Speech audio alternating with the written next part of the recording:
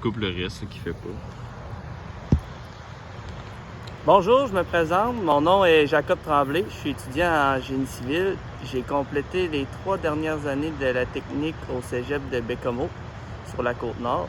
La particularité de cette technique-là en génie civil au cégep de Baie-Comeau, c'est que c'est la seule à offrir un cours d'inspection de barrage dirigé et financé par Hydro-Québec pour former les inspecteurs de demain sur leurs infrastructures fort impressionnantes. Aujourd'hui, je me trouve au barrage Manic 2 qu'on peut voir ici. Puis ce barrage-là, il se trouve sur la rivière Manic, à quelques centaines de kilomètres plus bas que le barrage Manic 5, aussi appelé le barrage Daniel Johnson. Ça va être le sujet de notre vidéo aujourd'hui. Manic 5 est un barrage haut de 214 mètres, d'une longueur en crête de 1300 mètres, doté de 13 voûtes et de 14 contreforts, ce qui fait de lui le plus grand barrage au monde de son genre, c'est-à-dire un barrage à voûtes et contreforts. Le barrage a tout d'abord été pensé pour être en remblai, c'est-à-dire un barrage en roche et en sable, comme la majorité des barrages, car ceux-ci sont beaucoup moins coûteux et compliqués à construire. Mais par souci d'esthétique, le barrage fut conçu en béton sous les ordres de notre ex-premier ministre René Lévesque.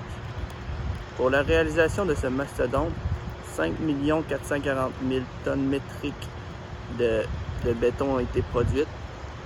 Puis je vous laisse imaginer la complexité d'apporter cette quantité de béton dans un milieu hostile à plus de 200 km de route peu praticable de la ville la plus proche qui est Baie-Comeau. Avec un temps et l'immensité, le barrage Daniel Johnson peut supporter des charges astronomiques.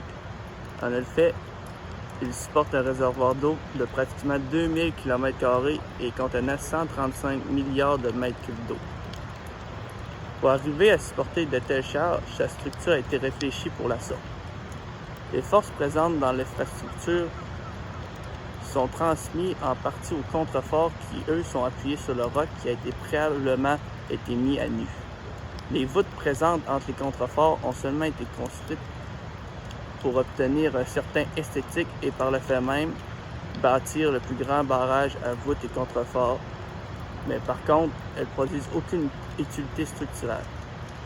Finalement, avec ces 2 centrales, Manic 5